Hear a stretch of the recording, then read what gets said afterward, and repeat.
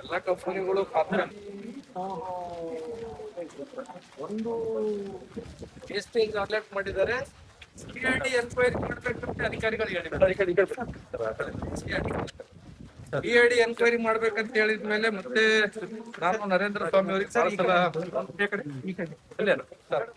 ತಹಸೀಲ್ದಾರ್ ಅವರು ಎಲ್ಲರೂ ಬಂದು ಕ್ಲೋಸ್ ಮಾಡಿದ್ರು. ಮತ್ತೆ ಮೊನ್ನೆ ಒಂದೂವರೆ ತಿಂಗಳಿಂದ ಕಂಪನಿಗೆ ಮತ್ತೊಂದು ಪರ್ಮಿಷನ್ ಈ ಡಿಸಿ ಅನೇಕ ಸಲ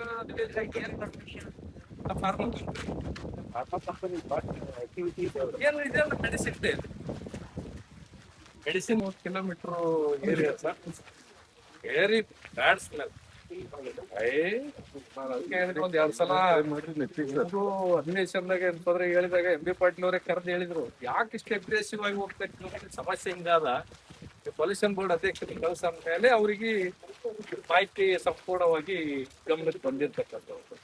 ಇಲ್ಲ ಈಗ ಏನ್ ಮಾಡ್ತಾ ಇದ್ರು ಈಗ ಇದೇನ್ ವೇಸ್ಟೇಜ್ ಏನ್ ಬರುತ್ತಲ್ಲ ಇದು, ಅಂದ್ರೆ ಇವ್ರು ವೇಸ್ಟೇಜ್ ಈ ಕಂಪನಿಗಳನ್ನ ಮಾತ್ರ ಎಂತಂದ್ರೆ ಇಲ್ಲೇ ಮಾಡ್ಬೇಕಂತ ಇತ್ತು. ಅವರು ಚಂಡೀಗಢ, ಆಂಧ್ರ, ಮಹಾರಾಷ್ಟ್ರ ಬೇರೆ ಕಡೆ ಎಲ್ಲಾನು ಎಂತಂದ್ರೆ ಅದು ವೇಸ್ಟೇಜ್ ದಂಪು ತಗೊಂಡು ಅದು ತಂದೆ ನಮ್ಗೆ ಎಂತಂದ್ರೆ ತೊಂದರೆ ಆಗಿತ್ತು. ಅದು ಅಲೋ ಮಾಡ್ಬಿಡುದು. ಆಮೇಲೆ ಇಲ್ಲಿ ಚೆಕ್ ಪೋಸ್ಟ್ ಗಳಿಗೂ ಅಲೋ ಮಾಡ್ಬಿಟ್ರಿ ಸರ್ ಅವು ಪೊಲೀಸರು. ಗಾಡಿಗಳು ಬಹಳ ಸಮಸ್ಯೆಗಳು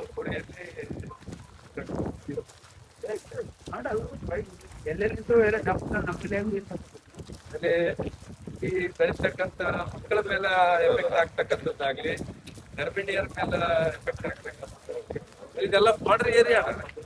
ಆ ತೆಲಂಗಾಣಕ್ಕೂ ಸಹ ಏನ್ ಅಂತಂದ್ರೆ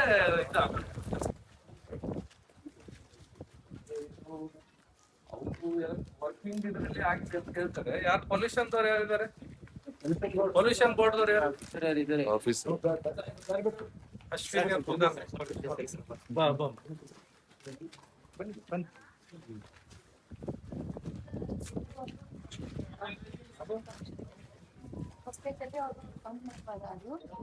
ಬಂಪ್ ಆಗ್ಬಿಟ್ಟು ರಿಟರ್ನ್ ಬೈಬ್ಯಾಕ್ ಆಗಿದೆ ಅದು. ಸೊ ಹಂಗಾಗಿ ಅದು ಬಂಪ್ ಆಗಿ ಮತ್ತೆ ಎಸ್ಟೋ ಗ್ಯಾಸ್ ಅದನ್ನ ಹಿಂಗೇನ್ ಮಾಡ್ಬಿಟ್ಟಿದ್ದಾರೆ. ರಿಯಾಕ್ಟರ್ ಸೆಲ್ ಮೇಲಿದೆ ಸರ್, ಇಲ್ಲಿ ಲೀಕ್ ಆಗಿದೆ. ಮೇಲ್ಗಡೆ ಜನ ಕೆಲಸ ಮೇಲ್ ಮಾಡ್ತಾ ಇದ್ದಾರೆ. ಸರ್ ಅಲ್ಲಿ ಇದಾಗ ಇನ್ಲೆಟ್ ಮಾಡ್ತಾರೆ ಸರ್, ರಾ ಮೆಟೀರಿಯಲ್ಸ್ ಅದನ್ನ ಹೆಂಗ್ ಮಾಡ್ತಾರಲ್ಲ ಕನೆಕ್ಷನ್ ಮಾಡುವಾಗ ಇದಾಗಿದೆ.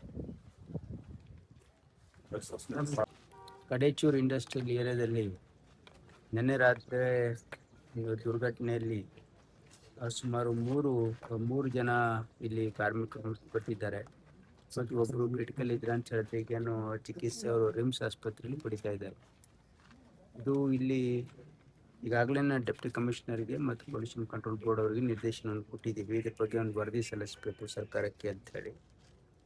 ಜೊತೆಗೆ ನಾನು ಕೈಗಾರಿಕಾ ಸಚಿವರ ಜೊತೆನೂ ಮಾತಾಡಿದ್ದೀನಿ. ಅವ್ರಿಗೆ ಇಲ್ಲಿ ಎಷ್ಟು ಇಂಡಸ್ಟ್ರೀಸ್ ಇವೆ, ಫಾರ್ಮಸ್ಯೂಟಿಕಲ್ಸ್, ಆಮೇಲೆ ಅವು ಎಲ್ಲ whether pollution control board norms ಪ್ರಕಾರ ಮಾಡ್ತಾ ಇದ್ದಾವೆಲ್ಲ ಅನ್ನೋದು ಕೂಡ ಒಂದು ಪರಿಶೀಲನೆ ಮಾಡಬೇಕು ಅಂತ ಹೇಳಿದ್ದೀವಿ. ಜೊತೆಗೆ ಇಲ್ಲಿ ಡೆಪ್ಟಿ ಕಮಿಷನರು, ಇಲ್ಲಿ SP ಅವರು ಎಲ್ಲ ಅವರಿಗೆ ಯಾರು ಮೃತರಿದ್ದಾರೆ ಅವರಿಗೆ ಕಂಪನ್ಸೇಷನ್ ಕೊಡಿಸೋದಕ್ಕೆ ಅದನ್ನು ಕೂಡ ಅವೆಲ್ಲ ಇದನ್ನು ಮಾಡ್ತಾ ಇದ್ದೀವಿ. ಇದು ಒಂದು ಕಡೇಚೂರು ಇಂಡಸ್ಟ್ರಿಯಲ್ ಏರಿಯಾದಲ್ಲಿ ಪದೇ ಪದೇ ಈ ರೀತಿ ದುರ್ಘಟನೆಗಳಾಗ್ತಾ ಇವೆ ಅನ್ನೋದು ಕಂಪ್ಲೇಂಟ್ ಹಿನ್ನೆಲೆಯಲ್ಲಿ ನಾನು ಇಲ್ಲೊಂದು ಸೇಫ್ಟಿ ನಾರ್ಮ್ಸನ್ನು ಅಡೇರ್ ಮಾಡ್ತಾ ಇದ್ದಾರೆ ಅನ್ನೋದಕ್ಕೆ ಒಂದು ಸಮಗ್ರವಾದ ತನಿಖೆಯನ್ನು ಮಾಡಿಸ್ತೀವಿ. ಆಮೇಲೆ ಕುಟುಂಬಸ್ಥರು ಅವ್ರಿಗೆ ಪರಿಹಾರ, ಆಮೇಲೆ ಅವ್ರು ಏನು ಹೇಳ್ತಾ ಇದ್ದೀನಿ ಸ್ಥಳೀಯ ಜನ ಟೋಟಲ್ ನಮಗೆ ಫ್ಯಾಕ್ಟ್ರಿನೇ ಬೇಡ ಬಂದ್ ಮಾಡ್ರಿ ಅಂತ ಆಗ್ರಹ ಮಾಡ್ತಾ ಇದ್ದಾರೆ. ಶಾಸಕ ಶರಣಗೌಡ ಕಂದಕೂರು ಅವರು ಕೂಡ ಆಗ್ರಹ ಕೂಡ ಅವರು ಅದೇ ಈಗ ಮಾರಕ ಆಗಂತ ಜೀವ ಕಂಟಕ ಆಗುವಂತ ಫ್ಯಾಕ್ಟ್ರಿ ಅದನ್ನ ಮನಗಂಡು ಇಲ್ಲಿ ಇನ್ನು ಸೆಕೆಂಡ್ ಫೇಸ್ ಅಲ್ಲಿ ಇರ್ತಕ್ಕಂಥ ಭೂಮಿಯನ್ನು ಕೂಡ ರೈತರಿಗೆಲ್ಲ ಹಿಂದಿರುಗಿಸಿದ್ದಾರೆ. ಇಲ್ಲೇನೋ ಬೇಡ ಎಕ್ಸ್ಟೆನ್ಷನ್ ಮಾಡೋದು ಅಂತ ಹೇಳಿ. ಈಗ ಆಲ್ರೆಡಿ ಎಕ್ಸಿಸ್ಟಿಂಗ್ ಫ್ಯಾಕ್ಟ್ರೀಸ್ ಏನಿದೆ ಅದನ್ನ ನೋಡ್ತೀವಿ, ನಾವು ಪರಿಶೀಲನೆ ಮಾಡ್ತೀವಿ. ಯಾಕಂದ್ರೆ ಒಂದ್ಸರಿ ಅವ್ರಿಗೆ ಪರ್ಮಿಷನ್ ಕೊಟ್ಟ ಮೇಲೆ ಅದ್ರದ್ದೇನೇನು ನಾರ್ಮ್ಸ್ ಅಡರ್ ಮಾಡಬೇಕು ಅವರು, ಪೊಲ್ಯೂಷನ್ ಕಂಟ್ರೋಲ್ ಬೋರ್ಡ್ ಅದು ಮಾಡಿದ್ದಾರೆ ಇಲ್ಲ ಅನ್ನೋದು ಪರಿಶೀಲನೆ ಮಾಡೋಣ. ಮಾಡಿದ್ಮೇಲೆ ಇವತ್ತು ಒಂದ್ ವೇಳೆ ಪಬ್ಲಿಕ್ ಇಂಟ್ರೆಸ್ಟ್ ಅಲ್ಲಿ ಏನಿದೆ, ಅಗೇನ್ಸ್ಟ್ ಪಬ್ಲಿಕ್ ಇಂಟ್ರೆಸ್ಟ್ ಇದೆ, ಸರ್ಕಾರ ಕ್ರಮ ಕೈಗೊಳ್ಳುತ್ತದೆ. ಸರ್ ಈಗ ರಾತ್ರಿ ಬರ್ತದೆ ಸರ್ ತ್ಯಾಜ್ಯ. ಅದೇ ಈಗ ಒಂದು ಮದರ್ ಅರ್ತ್ ಅಂತ ಒಂದು ಯಾವುದೋ ಕಂಪನಿ ಈ ರೀತಿ ಮಾಡ್ತಾ ಇದೆ ಅಂತಕ್ಕಂಥ ಒಂದು ಕಂಪ್ಲೇಂಟ್ ಮೇಲೆ ಈಗಾಗಲೇ ಅದನ್ನ ಕ್ಲೋಸರ್ ಮಾಡಿಸಲಾಗಿದೆ. ಯಾವುದೇ ರೀತಿಯ ಹೊರಗೆ ಪ್ರದೇಶದಲ್ಲಿ ಬರ್ತಕ್ಕಂಥ ತ್ಯಾಜ್ಯವನ್ನ ಇಲ್ಲಿ ಅದಕ್ಕೆ ಡಂಪ್ ಮಾಡೋದಕ್ಕೆ ಅವಕಾಶ ಕೊಡೋದಿಲ್ಲ. ಇಲ್ಲಿ ಏನು ಇಲ್ಲಿ ಅಂದ್ರೆ ವೇಸ್ಟ್ ಇಲ್ಲಿ ಕ್ರಿಯೇಟ್ ಆಗ್ತಾ ಇದೆ, ಅದನ್ನ ಯಾವ ರೀತಿ ಟ್ರೀಟ್ ಮಾಡಬೇಕು ಅನ್ನೋದಕ್ಕೆ ಸೈಂಟಿಫಿಕ್ ಆಗಿ ಮಾಡ್ತಾ ಇದ್ದಾರಲ್ಲ ಅನ್ನೋದು ಖಂಡಿತವಾಗಿ ನಾನು ಪೊಲ್ಯೂಷನ್ ಕಂಟ್ರೋಲ್ ಬೋರ್ಡಿಗೆ ಮತ್ತು ಕೈಗಾರಿಕೆ ಇಲಾಖೆಗೆ ಅದ್ರ ಬಗ್ಗೆ ಒಂದು ಮಾಹಿತಿನ ಸರ್ ಇಲ್ಲಿನ ತ್ಯಾಜ್ಯ ನೀರು ಸರ್ ಇನ್ನೂ ಕಡಿಮೆ ಒಂದು 10 ಜನ ಸಾವು ಕಳ್ಕೊಂಡು ಸರ್. ಇಷ್ಟಾದ್ರೂ ಕೂಡ ಸರ್ಕಾರ ಯಾವ ಅಧಿಕಾರಿ ಮೇಲೆ ಕ್ರಮ ತಗೊಂಡಿಲ್ಲ.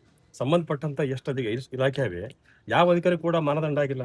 ಅದಕ್ಕಾಗಿ ನಾವು ಎನ್ಕ್ವೈರಿ ಮಾಡ್ತೀವಿ. ಒಂದ್ ವೇಳೆ ಲೋಪ ಆಗಿದ್ರೆ ಕ್ರಮ ತೆಗೆದುಕೊಳ್ತೀವಿ.